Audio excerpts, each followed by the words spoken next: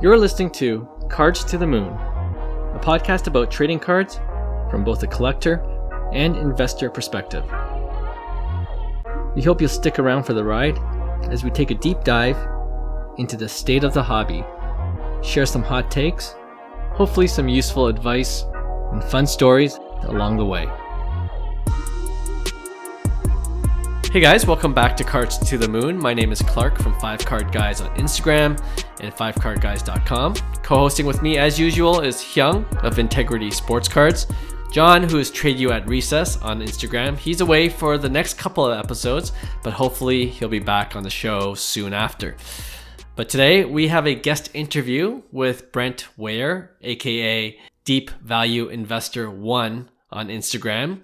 And I had a great chat with him about investing in sports cards, especially more on the higher end of things. And we went into detail about what he looks for when making bigger investments and why he chooses the cards he does and even the players he likes to generally target. So stick around for that because some of his cards he's picked up recently are pretty incredible.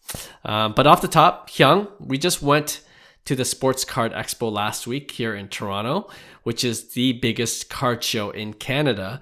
So I thought we could discuss our experience this time around and share some of your pickups and trades because I came out empty-handed. So we'll just talk about the deals that you made. So yeah, like for me, I wasn't there for the whole show. So I kind of had a mission. Like I said, Ohtani autos were on the top of the list, but Once I got there, I kind of did the, the lap around and I was like, oh boy. Kind of like exactly what we talked about. A lot of hockey, not, a lot of baseball and kind of like what I'm looking for. But I went straight to, a guy, DC, he's well known in the hobby. And he had some monsters right off the bat. So my whole thing was, you know what, like I want to get in early with some people because I have some slabs that I want to kind of like, because you don't want to deal some slabs, do trades at the end because a lot of these dealers don't want the slabs. Right. So I have a lot of slabs. I'm trying to just, put it into something that, I don't mind long-term investment. That's always been my strategy. I love ripping. I love grading my own cards, and sometimes I do well with profits. So These are areas where I don't want to cash out necessarily. And, I could simply put them on eBay, but I could also use them as trade bait to kind of like make a deal that on a card that maybe I'm interested in. And sure enough, I seen a blue 2016 Bowman Chrome Vladdy first, and True Blue Auto, which you don't see too often come by, in any booths because, 2016, you're part of kind of like coming back to the hobby. Vladdy was always a big chase. He was always the overpriced guy, not Acuna, not Soto, not Tatis. It was Vladdy. So I kind of gave up on that like Vladdy first Bowman Chrome. And especially when he had his MVP year, and I kind of like said, you know what, one day, prices are going to correct. And sure enough, he didn't have, the grade of the year he had last year. And I thought it was a great buying opportunity where I could kind of, put some, slabs that I've graded myself with some profit back into kind of like a bigger card. So I ended up landing a blue Bowman First Chrome of Vladdy PSA 9, which I'm very happy about. And then I also made a deal with our buddy John at Mint Inc. I know you've been trying to get him on the show and the podcast. Yeah. He's an important guy. He grew his business, Mint Inc. It's a local card show here in Vaughan in Toronto area, and he's done a really good job with his brand and his store. But I seen another Vladdy. Vladdy's popular, obviously, but this was a rookie auto, 2019 Bowman Chrome Green Auto PSA 9 that he had it for, a decent price, because the Vladdy market's down. And, we had a good chat and, I had, a couple hockey slabs that were like literally worthless to me because, they're slabs that I submitted from, Series 1 Upper Deck with the Cole Caulfield, Zegras years. So I had some profit in there, and he's a store. So I knew that, as long as I give him liquid slabs, I'm able to kind of make a deal with him. So, I ended up swinging a deal with a little bit of cash, Canadian cash, not US cash. So, Yeah. a little bit of Canadian cash and a slab, and made a deal on that, the Bowman Chrome Auto. I think it was a pretty good price. But what sealed the deal is, I know you've been wanting him to come on the show. I said, you got to come on the show. Okay, That's nice. that's the kicker. We got to close the deal. So I think I closed the deal with John at Mint Inc. So with that deal, Sweet. but yeah, overall it was a busy show. A lot of people, from the Facebook posts that I've been seeing, a lot of people were happy with it. But to me, it was exactly what we expected. It wasn't as busy, but Saturday peak times, it got pretty crazy. But it was a lot of hockey still, lacking baseball, where, I like to play. But you had a few dealers that, like DC, well known in this area. He has, a bunch of baseball, and kind of like where to go, and, who to see, making sure you do the pre-deals before the show and all that. So overall, a good show. It's always good to, go out and talk just with the guys you usually talk online with, right? You see them every day anyways. Exactly. Right? Online, so. Yeah. No, you did well. You did well for sure. And I know you went a couple days, so yeah, it was unplanned. That was the crazy thing. I wasn't even sure if I was going to go, but I ended up going for 2 days. But yeah, it worked out. Nice. And you mentioned DC a couple of times. Yeah.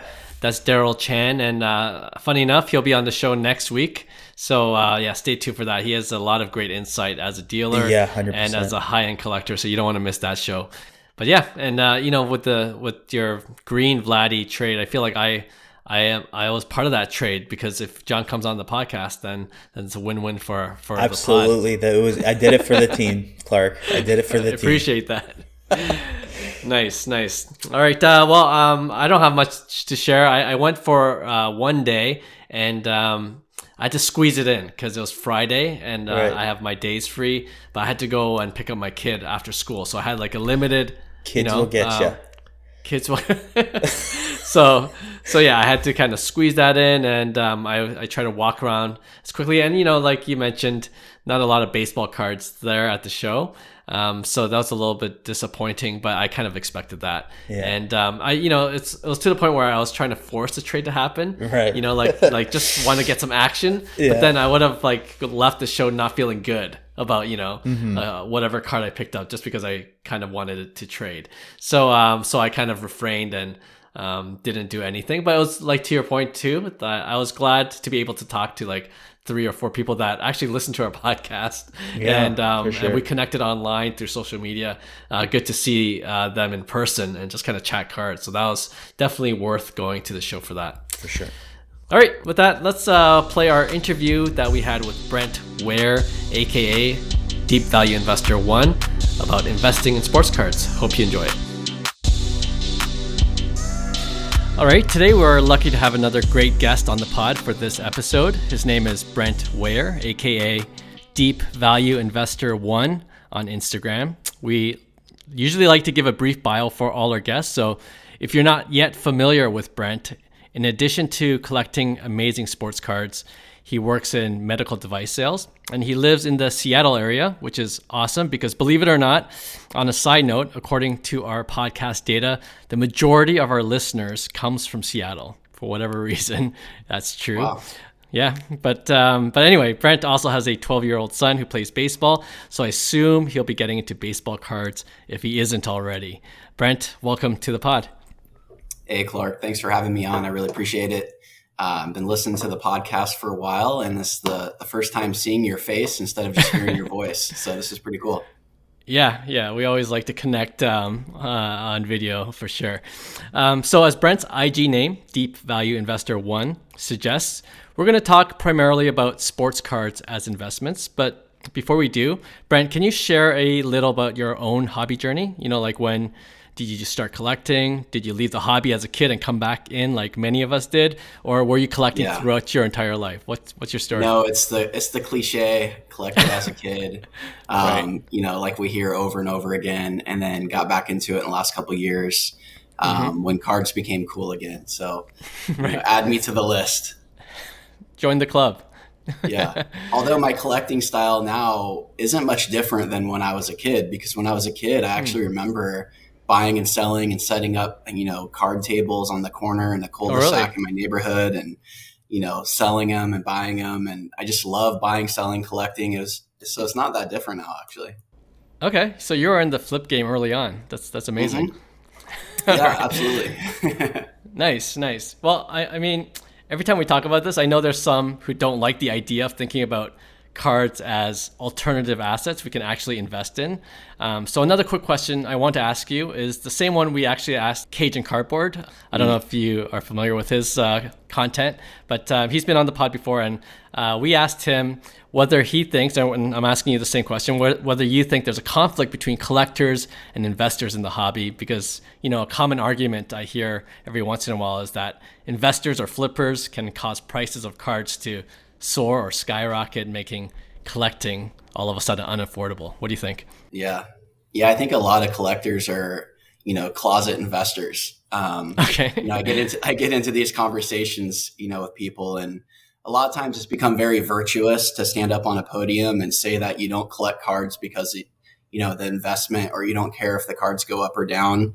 Yet you only collect cards that are the most scarce cards that everybody else wants, that are numbered to 10 and that are gold and shiny, while at the same time saying you don't care if your cards go up or down. So it's pretty funny. There seems to be this kind of, need to have an identity around whether you're a collector or investor or flipper. And instead of just looking at it like, sometimes you can put on different hats and wear different identities. Sometimes you can be an investor. Sometimes you can be just a collector. I notice a lot of times people will say, they'll have $5,000 and $10,000 cards listed for sale. And then they'll be like, but nobody touched my PC of, Kenny Anderson on the Blazers.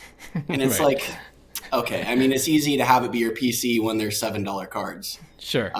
So I notice a lot of that going on, and I like to have fun with it.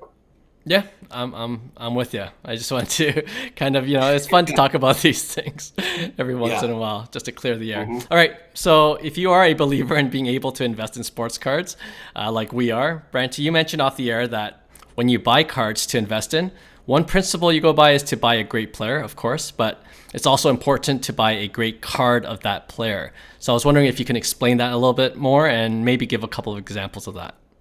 Yeah. And also I think it's really important when discussing a topic to clearly define what an investment is. I think a lot of times people think they're in disagreement with each other when they're not even in agreement with what the definition of what they're arguing about is. That makes sense. So to me, an investment is something that you purchase or buy that you're not looking to consume, like clothing or food, with the intent of potentially selling it for more later and making a profit. Right. Whether you actually do sell it for more later and make a profit or lose 90% doesn't change the fact that it was still an investment. Sure. So just to clarify that and level set, I notice a lot of people will say, oh, I lost tons of money. This wasn't an investment. And that doesn't change the fact that it was still an investment. So, gotcha. But back to your question around collecting great players and the great cards of great players, I'll give you an example. So I purchased a 2011 Mike Trout Bowman Sterling purple auto. Okay. And I don't typically purchase Bowman Sterling cards, and this card had a sticker auto, and I never purchased sticker auto cards. Don't like either of them. I'm not a Bowman Sterling collector. And then so here I have this expensive Mike Trout that's a Bowman Sterling with a sticker auto. I'm like, why did I buy this? I didn't like it. Even if it was Mike Trout, I didn't like it. And so it just kind of led me down to this, looking at cards too, and knowing you can have the right player, but the wrong card. And I see this all the time. I see it in my feed all the time. People buying great players, but not great cards of great players. I would rather have fewer and fewer cards, but have greater cards of the greatest players. So for example, Mike Trout, from that same year, Finest has an on-card auto, much better card. But to even step it up from there, the first Bowman auto is what you really want. And then to step it up from there, you probably want, or blue or gold or higher of that. So those are his best cards. So I found myself noticing, another example would be I bought a 2003 Topps Chrome LeBron James, a while back when I was first getting back into collecting. Base card, 9.5, spent thousands of dollars on it.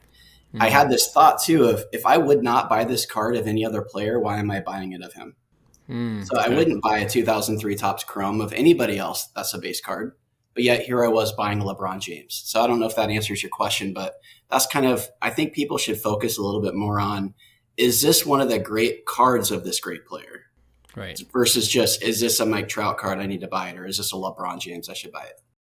Yeah, no, I get it. I guess just to clarify even further then, like what would you consider a great card? Is it as specific as on-card autos versus sticker autos? What kind of other factors are involved? Man, you're using my own questions against me. That's great, because you want to clarify what we're even discussing now. So for me, I was collecting. I'll talk about how I got into first Bowman autos, because I was collecting, basketball, football, baseball, LeBron James. Mm-hmm. And then I started, I listened to a lot of content, and I try to listen to wisdom from other people that have been here a lot longer than me.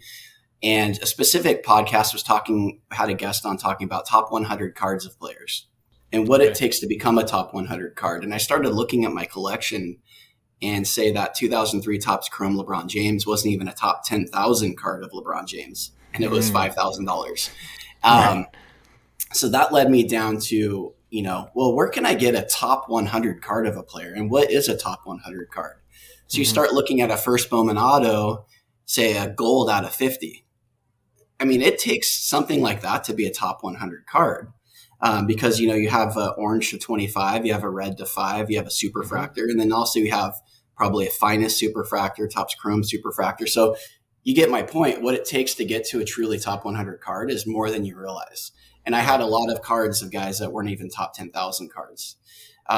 So I really wanted to focus more on top 100 cards of players, and just the greatest cards of those players. So, it's easy to use first Bowman Chrome. So I'd say a blue or gold or higher of a first Bowman Chrome of a player would be a great card, versus, say, a Bowman Sterling with a sticker auto. I do not consider a great card, or even a PSA 10 of any variation of it, or any Chrome variation. There's hundreds of cards of players, especially now. How do you make sure that you're collecting the right one? I don't want to get lost in the weeds of all these other cards and not collecting great cards, because that's what it's about. Yeah. Well, I mean, to that point, any advice you give for especially newer collectors coming into the space? Because now that, like you said, there are so many rookie cards of these players and so many different variations and different sets and different variations within those sets. Like, where do you start in terms of trying to figure out what are the best cards for that certain player? Yeah, I always ask myself when I see a card, is this card significant for this player? Is this a card that's going to be remembered? Is this card significant? Is this a card that's going to be sought after? And what is the historical significance of this brand or card or variation? And so again, I love first Bowman autos, because I can just start there, and I know that that's going to be most likely their most significant card, and I know which refractors I want of that card, and I can go from there. So I can go from gold or blue or whatever you can afford at the time, and you can kind of work your way up. That's another thing that I focus more on the scarcity and rarity of the card versus the grade. So for example, I had a 2010 Bowman Chrome first of Machado, blue, PSA 10, right? I sold that and bought a BGS 9.5 gold Machado refractor for the same price. So I sold a blue PSA 10 and bought a BGS 9.5 gold for the same price. Right. So for me, I would much rather have the gold and continuously work on ways to get a more scarce card than a grade. That's another piece of advice that I have. And that's just what I like to do. I think about it, for example, with grading is, imagine if you and I were 12 again, right? And we're opening up wax and we're opening up 2010 Bowman Chrome, and we both pull Machados. You pull a blue and I pull a gold. And you try to tell me under a magnifying glass that your corners are better than my corners of my gold, and you want to trade. I would look at you like you're crazy, but yet that's what's going on in the market. Or you could do the same example with, a Mike Trout first Bowman X-Fractor that just sold. that was a pristine BGS black label. It sold for 4 or 5x what his blue to 150 sells for.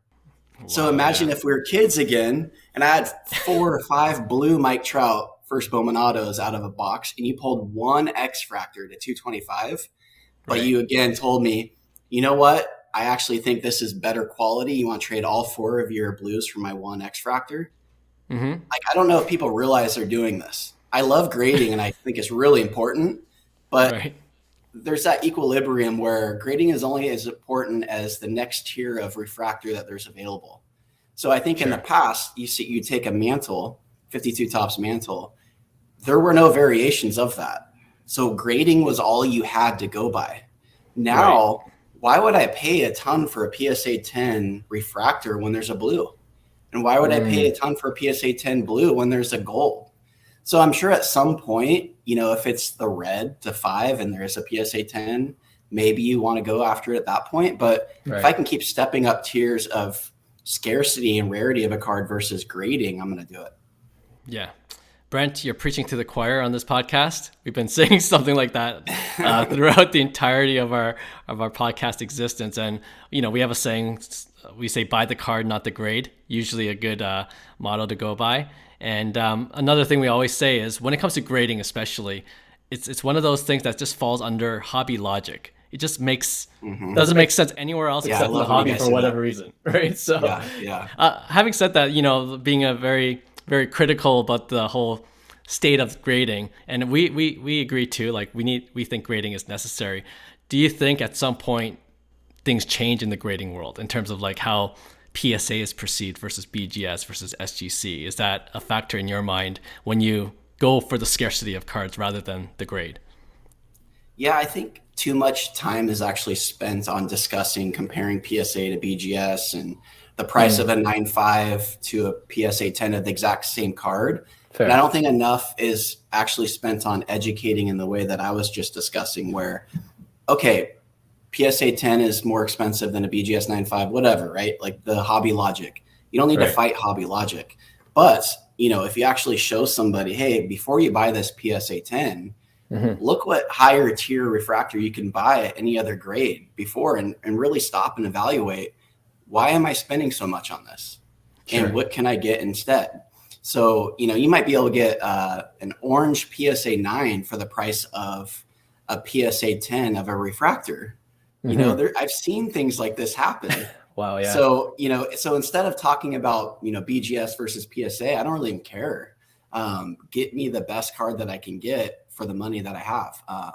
So yeah, I have a feeling that eventually that stuff will figure itself out. Eventually the most scarce cards will always be desired in whatever slab they're in. I saw a Hope Diamond Mike Trout update and a PSA 6. I remember that. For $15,000 or $16,000.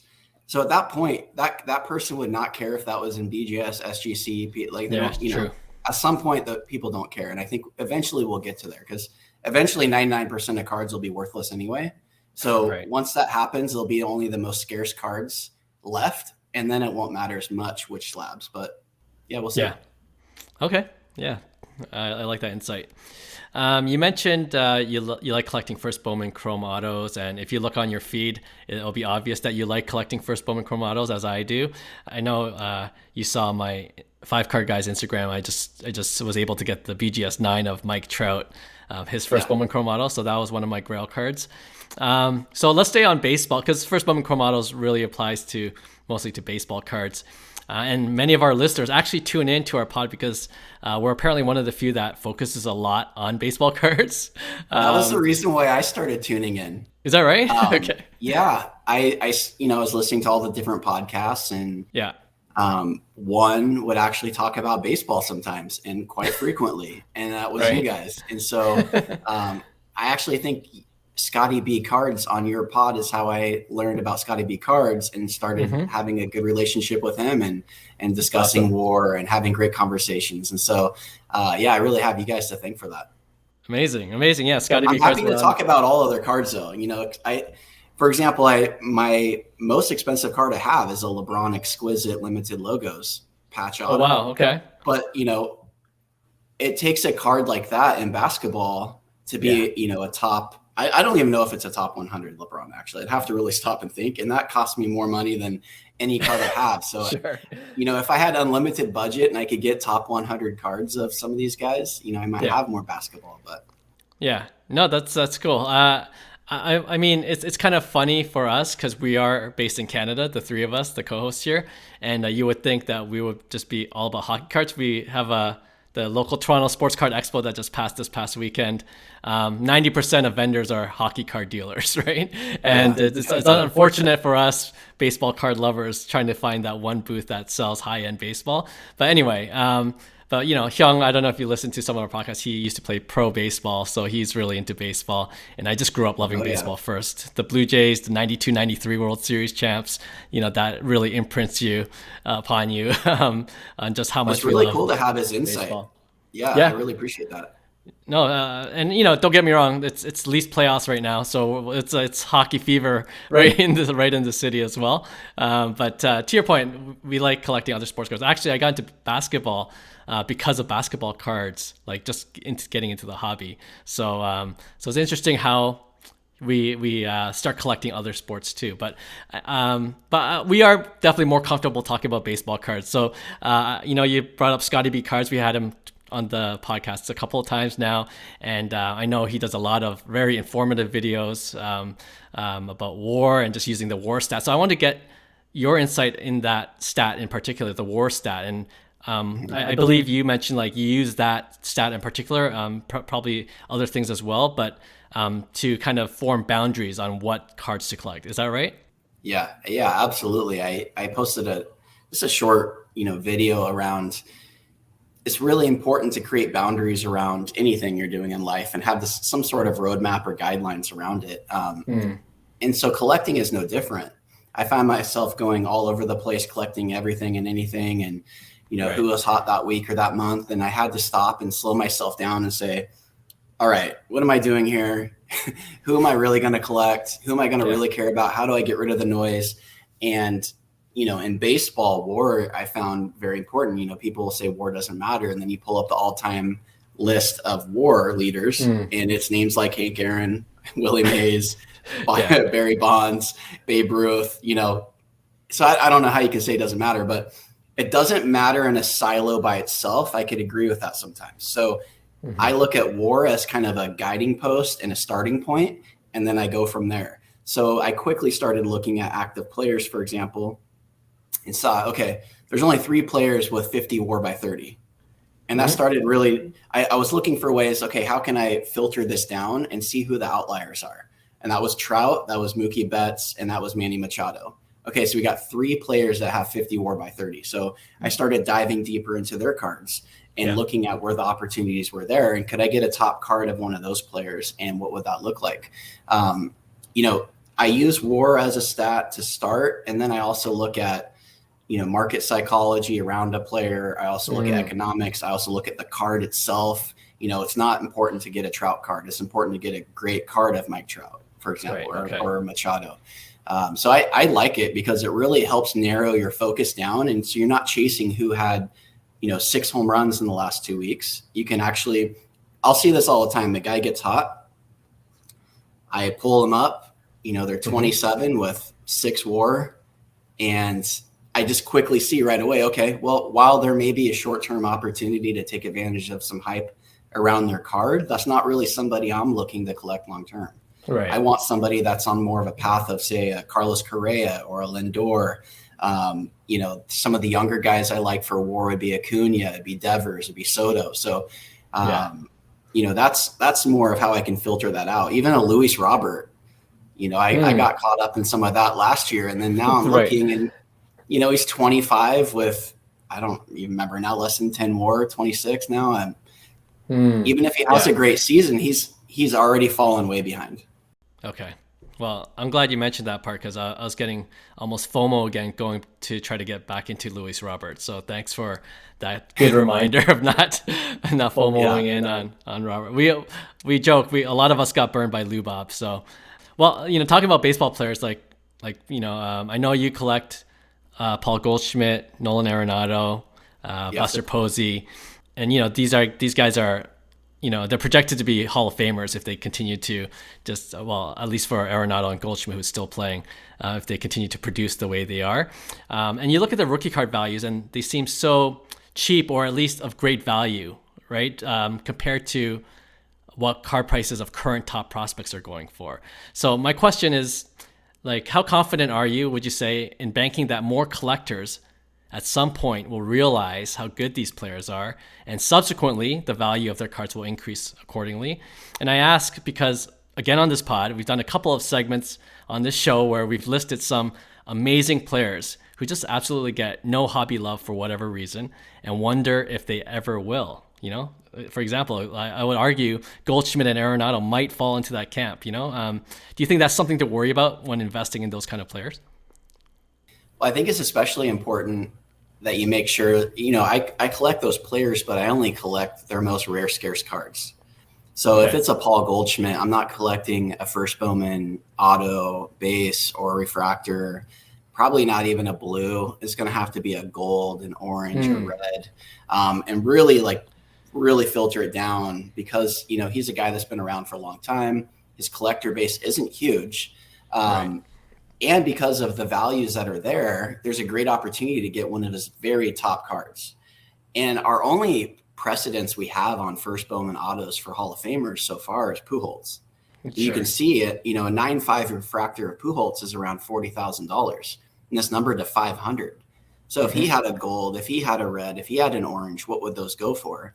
It remains to be seen how the market values these guys over time. But I'd say Pujols is my guideline right now. That's kind of who I'm watching to see. Not that Goldschmidt is Pujols, but if I have a gold or a red of Goldschmidt versus a numbered to 500 Pujols, where does that end up?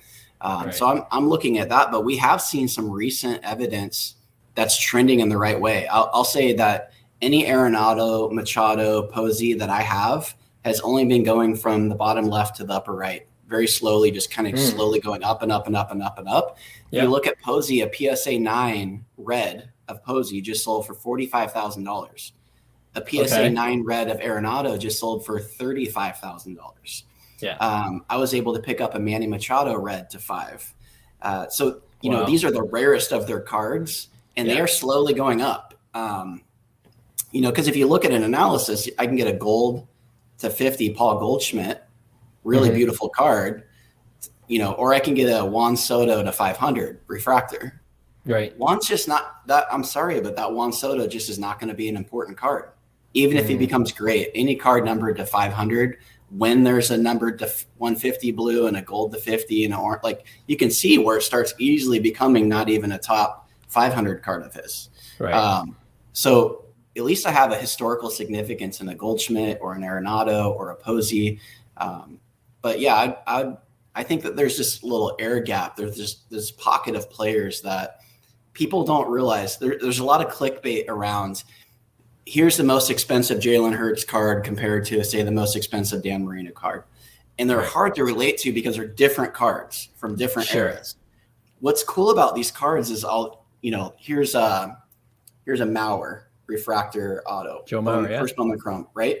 It's the same card. It's a first Bowman Chrome refractor auto on card. It's the same card that's out now, right? So I have a blue Buster Posey to 150. It's the same card. So we're actually able to say, okay, well, I can get these are the actual same cards, same scarcity, same rarity, from the same sets. And I don't think a lot of collectors that came in the last couple of years really understand that there is a Buster Posey first Bowman auto when they're looking at an Adley Rutschman first Bowman auto. There's already a guy that went to 3 World Series, was the captain, led that team in WAR over that dynasty. Buster Posey led the team at WAR. And he's going to be a Hall of Famer because this peak WAR over 7 years was incredible for a catcher. You can get that card for less than an Adley Rutschman, and it's the same card, though. These aren't different cards. Right. So that got me excited because collecting an 81 Topps Joe Montana, it's not that exciting to me. There's 2,000 PSA 9s. It's just a paper card. But if I can collect a really cool X-Fractor Joe Mauer first Bowman auto, that excites me. That's cool. Yeah. Yeah, no, makes sense to me. I wonder if it falls into hobby logic again, though. I hope not, but just in terms of, what collectors generally like to collect even over time. And I don't know if you have any thoughts on this, but once players retire, unless you're a Jeter or you're one of the greats, I guess, do you think the value decreases because they're just out of the spotlight at that point? See, that's why I bring up Buster Posey, because I think he's a great example that we have right now of someone that's retired in the last couple of years. And I've been analyzing what's going on with his market. His market is really strong, and his cards are pretty scarce. Oh, interesting. You don't see a lot of Buster Posey coming on the market. Right. His cards are scarce. They tend to go for a strong bid. So yeah, I look at all these things and I analyze what's going on with current situations like that, because, Buster Posey would be a great example. And let's see what happens with Pujols' first Bowman auto. The only problem with Pujols is it's numbered to 500. So it's not that rare. Right. But it's still a good guideline to go by. Yeah. And that card in particular, numbered to 500, I believe that was the redemption one, right? So there might be less than 500 actually. If we and I'll bet half of them, the autos are so faded you can barely even see them. Right. So that's another problem with that card. Gotcha. All right, Brent, I've really enjoyed this discussion. Certainly learned a lot. But before we let you go, I wonder if I can just fire off 4 or 5 short answer questions, as we like to do with all our guests. I'll try. I don't have a lot of short answers, but I'll try. No, okay.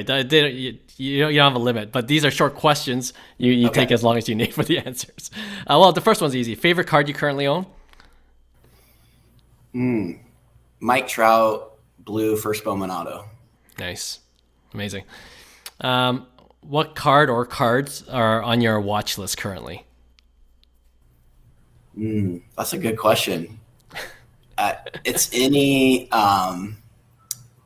orange, blue, gold, red refractor first Bowman autos of players of significance that I think that have good value right now. So it could be a Carlos Correa, it could be a Francisco Lindor, it could be a Goldschmidt, Arenado, Buster Posey, those kind of players that I feel like have a lot of upside still, that are slow and steady and don't have a lot of gambling involved in their cards. Okay, cool. This wasn't one of my original questions, but while you're answering, in terms of investing, like, do you typically hold on to these cards? I guess for those cards, you would hold on to it for a while, but do you still participate in selling cards more on the short-term, mid-term flips? Oh, absolutely. Sometimes future returns get pulled forward quicker than you expect. So I might buy a card for $2,000 with the expectations of holding it during the season and thinking the player is going to perform well, and maybe I can sell it for $3,000 or $4,000. And then 2 weeks later, someone comes along and says, "I'll give you $3,000 for it now." Okay. And so sometimes those expected returns come quick, and so I'll take the opportunity. Or if a player gets traded, or if there's a big event that happens, and I have cards of significance that I think is a good opportunity. And especially if I think I can get that card back again, I'll take advantage of those opportunities. So, baseball for the last, January, February, and March was pretty hot. Yeah. And I was able to sell quite a bit of baseball. And it's already coming back down because a lot of the sharks in that space have swam to warmer waters and are now collecting, buying up football, because it's just a cycle. Now all the flippers and the investment game is mostly about buying cards of players that are not playing. If you notice. So they're all buying quarterbacks now. So now it's safe. I'll tell your audience, it is now safe again to buy baseball. Yeah, gotcha. Good advice. All right. You mentioned earlier in this episode about when you got back into the hobby, you're listening to different content creators. Any particular ones you still listen to? Anyone you want to shout out for some of our listeners? Because I certainly don't just listen to our content, but others as well. Oh, I mean, absolutely. You guys for baseball. Sports Card Nonsense, I think, was another of the very first ones that I started listening to. I find them really entertaining. But I now probably steer more towards content on the side of, say, the Bill Simmons podcast for basketball, or, Flipping Bats for baseball with Justin Verlander's brother, and trying to actually get more into the sports themselves and the players themselves. Now that I Interesting. have more of the cards under my belt, now that I Right. feel like I know cards a lot more. Yeah. But I desperately needed you guys when I first got back, and I consumed as much as I possibly could. Every single day, hours a day, I would say I was listening to as much content anywhere I could. So it was a way to, what might have taken someone 5 to 10 years of collecting experience to get to. I feel like I was able to get to in a year just because I was committed to, there's so many great podcasts at Jeremy Lee, Sports Card Live. Yeah.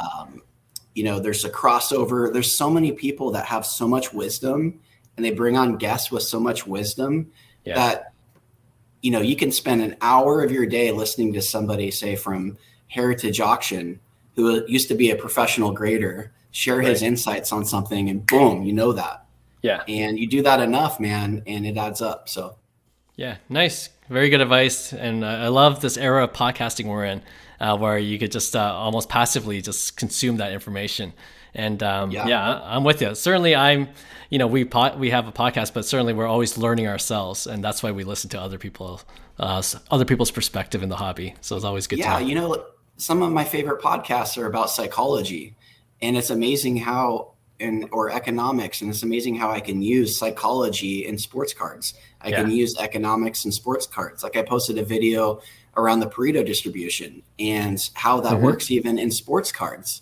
And it's pretty astounding to look at, because with the Pareto distribution, you think of the 80-20 rule, but it's really more like 95-5 or even 99-1. As far as how the distribution of wealth, say, for example, in America, 5% of people own 95% of the wealth. So you can look at that, say, in art. So almost all art has no value. Maybe 1% of art holds all the value. Sure. Yeah. Sports cards are the same way. So when I started really realizing that and looking at, the Pareto distribution in sports cards, and started recognizing, wow, 99% of these cards, just based on economics, are going to become almost worth nothing. And I need to understand that when I'm collecting cards. Is this in the Pareto? Is this player in the Pareto? Is this one of the very few players that holds all the value? And then is this card of that player also in the Pareto? Gotcha. Is this card going to be important? These are things that people really need to consider, because you can get flooded with streams of cards for sale. And now I just scroll through them and I'm like, none of these are important. Not one of these cards is significant. None of them are important. And even if they're great players, these aren't important cards to those great players. So it helps me really narrow down what I buy. That was a long answer. So no, I appreciate that insight though, for sure. All right. I want you to rank these 3 juniors from the most likely you would invest in to the least likely. All right. So the 3 juniors I'm talking about: Ronald Acuna Jr., Fernando Tatis Jr., and Vladimir Guerrero Jr. That's a really good question, but I'll stick with where my money just most recently went, and it was with Vlad. So, Vlad currently is, selling for less than half of, say, Soto. And so I really like Vlad's blue. I like how it's a color match number to 150. And I also like his gold. So I actually just bought a blue and a gold of Vlad. So I think short term, he has a lot of upside. Long term, his body concerns me just from, seeing a lot of players like this over the years. But I think over the next few years, based on where his pricing is at right now and his ability and his power, I think I'd go with Vlad. Or I did go with Vlad. Okay. And the other 2 are kind of tied, or one over the other? Who are the other 2? Acuna and Tatis. And Tatis. Tatis concerns me because of the controversy around him. I need to kind of see how that plays out. He's probably the most talented of all 3. But based on what I've seen with Barry Bonds and based on seeing some of the hate, with his pricing where it is, still historically, you're looking at a refractor to 500 of Tatis, say in a PSA 10, is still $3,000 or $4,000. Yeah. And, I can get a gold Manny Machado for that. So it's not just that I'm concerned about Tatis. It's based on where his pricing is today. I think it still has a lot of settling to do. Okay, fair enough. But absolutely, Vladimir Guerrero Jr. was the correct answer. And I'm not saying that because we're a Toronto podcast. Yeah, it's based on his value right now, man. There you go. And the last one, we always ask this because we are a Canadian podcast. Is there any player from any of the Toronto professional teams that you will consider investing in mid to long term? More longer term, it might be Bo Bichette. Oh, wow. Okay. Because physically, he does look like he's going to hold up long term. Yeah. He's a hitting machine. He gets overlooked and overshadowed by Vlad. But if Vlad fizzles out over the next few years, or if Bichette just goes anywhere else at shortstop, right. If he can get a little bit better of a glove, I would say longer term, Bichette might be the better buy. Nice. All right. You might be right. We have a fellow Toronto collector, which we saw on the local card show, and he's absolutely sure that once Bichette's contract's over, he's going to bounce to the Yankees because he hates playing in Toronto. Contract? Another 3 years or so, I believe. So, yeah. Okay. He'll be, That's a long time in this card world. That's true. A lot can happen in 3 years for sure. All right, Brent, once again, thanks for joining the pod, and yeah, hope to keep in touch with you. All right, thanks, guys. Hey, thanks for listening to Cards to the Moon. We'd really appreciate you subscribing to our podcast wherever you listen to your podcasts. And you can also connect with each of us on Instagram at 5cardguys, or you can follow Hyung at Integrity Sports Cards, or John at TradeU at Recess. You can also check us out at 5cardguys.com. Thanks again, and hope to connect soon.